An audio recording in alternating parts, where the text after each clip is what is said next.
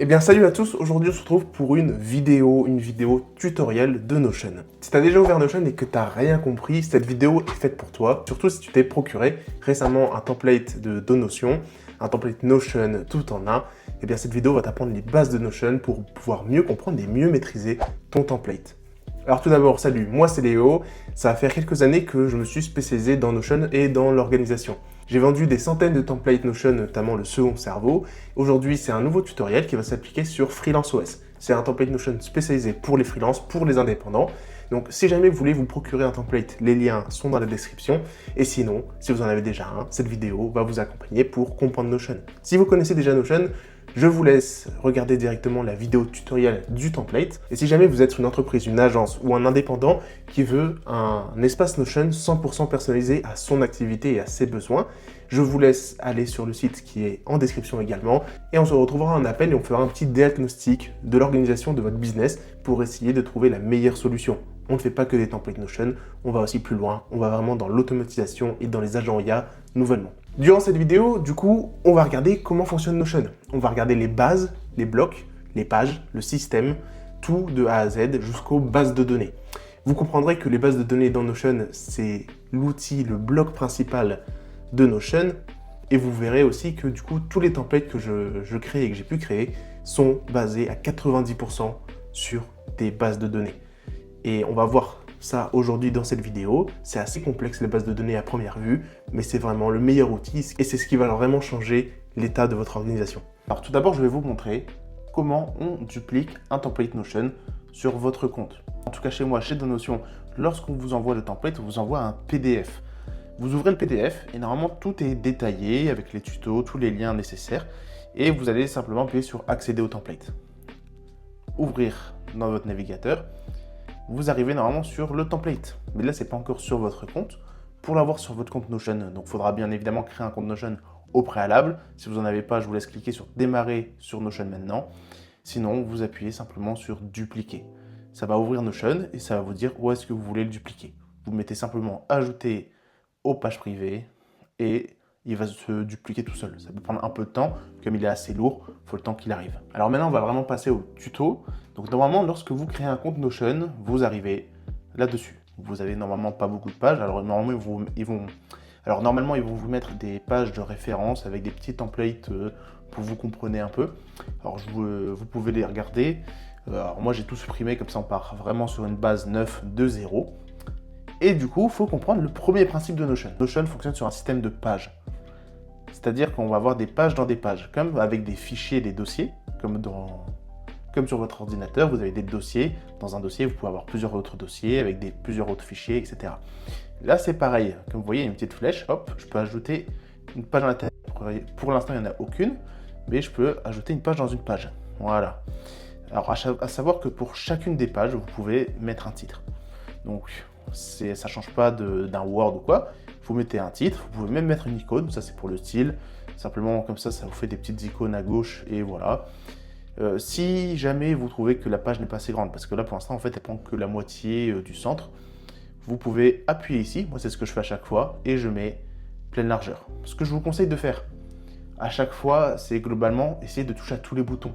Lorsque vous arrivez sur Notion, vous n'avez jamais utilisé, appuyez un peu sur tous les boutons, après supprimez tout ce que vous avez fait parce que souvent vous allez faire un peu n'importe quoi pour comprendre et commencer sur des nouvelles bases, mais au moins vous comprendrez les bases.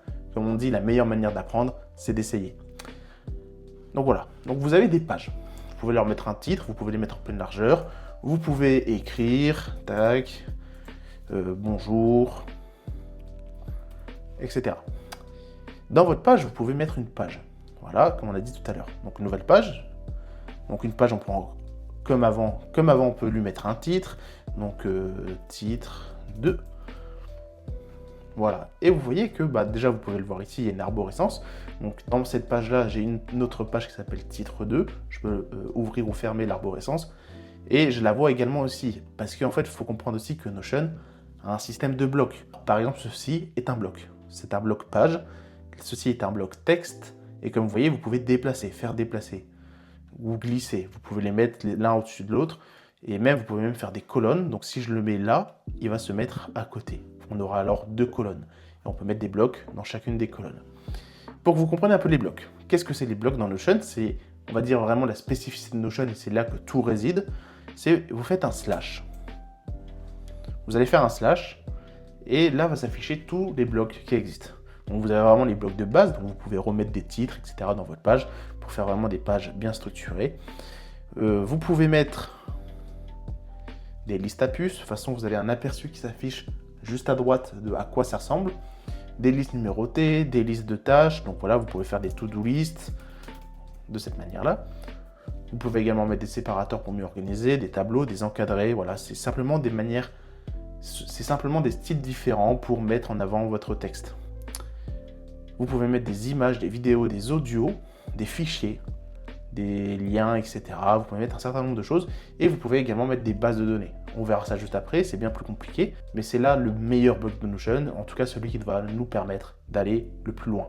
Je vous laisse tous les essayer, vous avez les blocs colonnes qui sont très intéressants, hein. Ils sont à la fin, mais n'oubliez-les pas. Ils sont à la fin, mais il ne faut pas les oublier.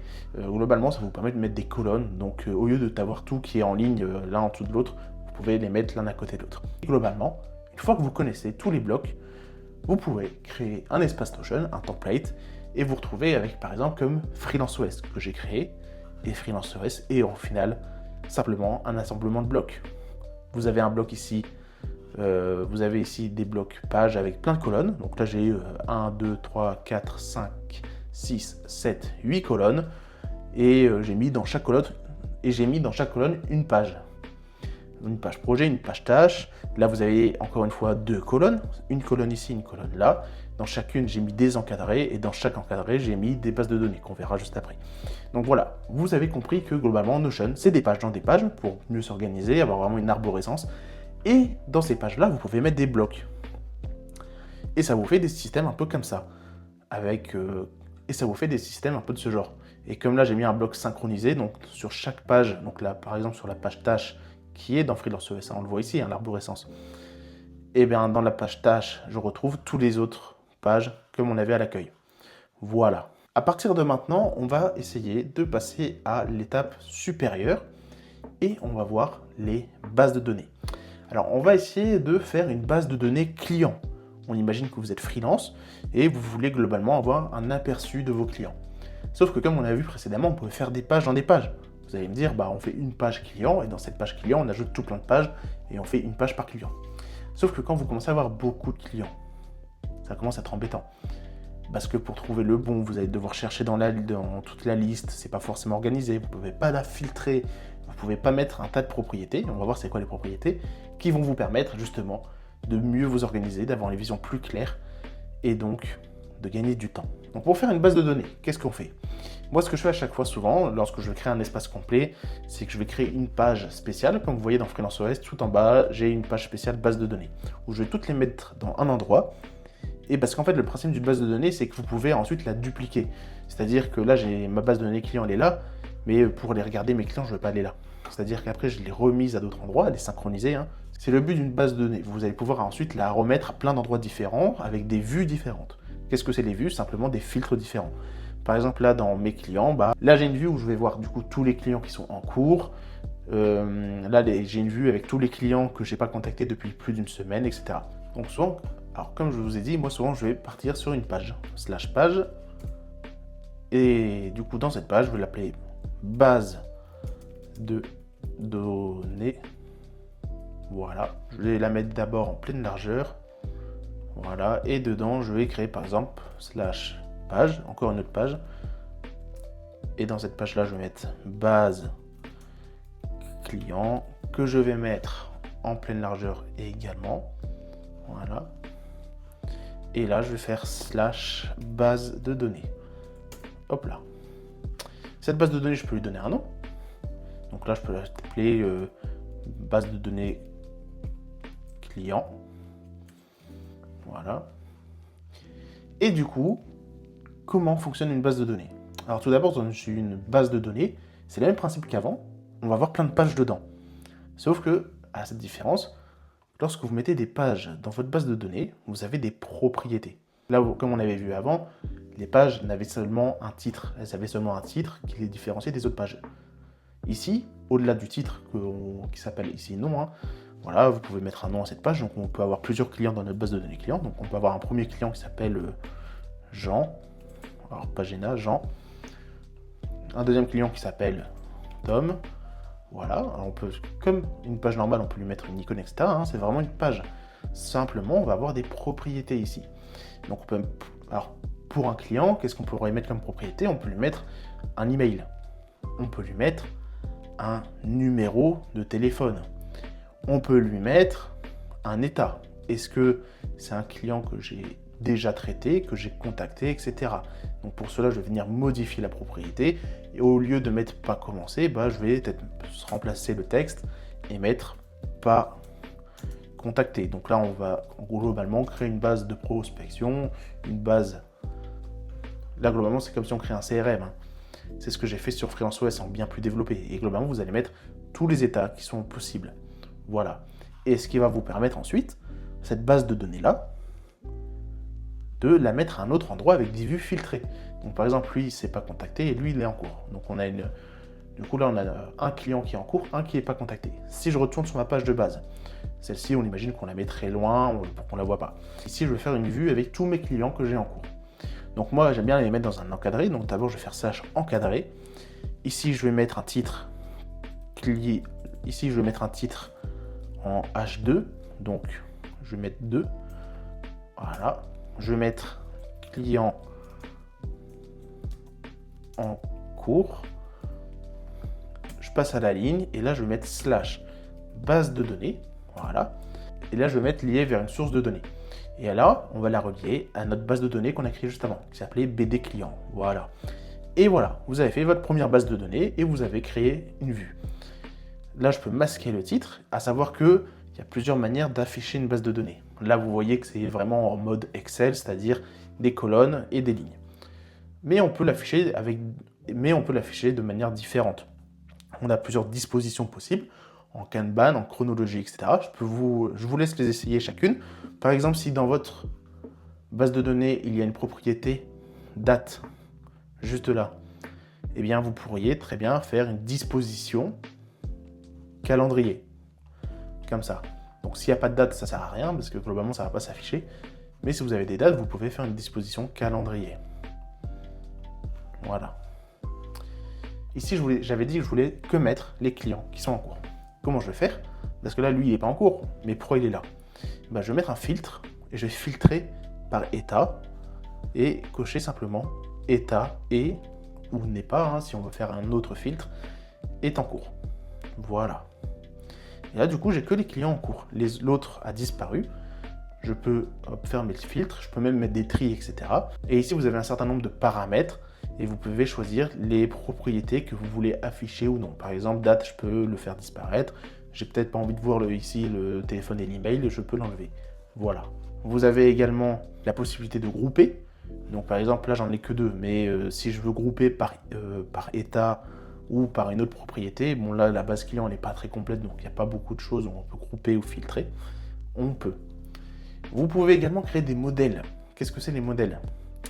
Les modèles, c'est globalement... Alors les modèles, c'est des modèles de page. C'est-à-dire que là, à chaque fois que vous ajoutez une page dans votre base de données, lorsque vous mettez ouvrir, il n'y a rien. Donc, vous avez les propriétés, d'accord? Mais peut-être que là, ici, vous voudrez mettre, pour chaque client, vous voudrez peut-être mettre un certain nombre d'informations. Peut-être qu'ici, vous allez vouloir mettre plusieurs informations, peut-être un espace pour communiquer avec le client, etc. Donc, vous allez peut-être vouloir créer un modèle, c'est-à-dire une page prédéfinie dans laquelle il y aura un certain nombre d'informations. Par exemple, si je retourne dans FreelanceOS, parce que c'est déjà fait, vous allez voir, si je retourne dans ma base de données, hop, ici, client, vous voyez, hein, là j'ai fait une base de données un peu plus complète, il y a des exemples, etc. J'ai même mis des boutons pour programmer des rendez-vous. Vous avez ici un modèle. J'ai créé un modèle ici, par défaut. Si je le regarde, globalement, j'ai mis plein de choses prédéfinies. Donc, à chaque fois que j'ajouterai un client dans ma base de données, il y a tout ça qui va se créer automatiquement. Donc, globalement, si j'ajoute un client, hop, automatiquement ça met ça, et j'ouvre, il y a tout ça qui se met tout seul. Pas besoin de le refaire à chaque fois. De la même manière, j'ai fait la même chose avec la base de données projet. D'ailleurs, c'est là le gros bonus de ce template, c'est le modèle projet qui est ultra développé. Et à chaque fois que je crée un projet, donc là par exemple, si je mets un nouveau projet, si je l'ouvre, alors d'ailleurs ça prend du temps à se créer parce qu'il est vraiment lourd. Voilà, la page est en cours de création. D'ailleurs, vous voyez, hein, il y a des bases de données dans les pages d'une base de données. Donc voilà, c'est assez compliqué. Je ne vous demande pas de réussir à faire ça dès le début. Mais voilà, donc ici j'ai la page projet, j'ai tout ça qui se crée à chaque fois. Je crée un nouveau projet. J'ai les phases qui se mettent en place, les tâches du projet, une base rendez-vous. J'ai même un espace collaboratif avec le client qui se crée tout seul à chaque fois, à zéro. Donc où je peux mettre dedans le contrat, les factures, les mails, des informations de l'endroit où vous allez discuter avec le client. Donc là, vous pouvez mettre votre WhatsApp, quoi. Les objectifs principaux de la mission, des ressources, les prochains rendez-vous, l'avancement du projet avec une timeline et même la zone de feedback avec livrable 1, le retour, la date de retour, la version, etc. Tout ça se crée tout seul. Je n'ai pas besoin de faire quoi que ce soit. Donc ça, c'est vraiment la puissance des modèles. Donc voilà, pour ce qui est des bases de données, on a vu le principal. Ensuite, maintenant, on va passer à une propriété qui est vraiment très importante. Cette propriété, c'est la propriété relation. Qu'est-ce qu'une relation? C'est là que réside aussi tout Notion, c'est dans les relations. C'est globalement, vous allez pouvoir lier votre base de données avec une autre base de données. Par exemple, j'ai ma base de données client, mais j'ai aussi des projets clients. Mais j'aimerais bien savoir quel projet client appartient à quel client. Donc là, l'intérêt de faire une relation. Je vais vous montrer comment ça marche. J'ai par exemple ici ma base de données client. Alors je prends la base de données projet, on va le faire dans l'autre sens, de toute façon c'est bidirectionnel à ce moment-là. Et vous allez voir que ici j'ai un truc qui s'appelle client associé. Et en fait ici, les pages qu'on voit, les Jean, Flavie, etc. sont des pages dans ma base de données client.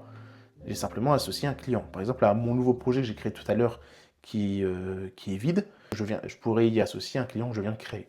Je pourrais par exemple lui attribuer le client Tom, voilà.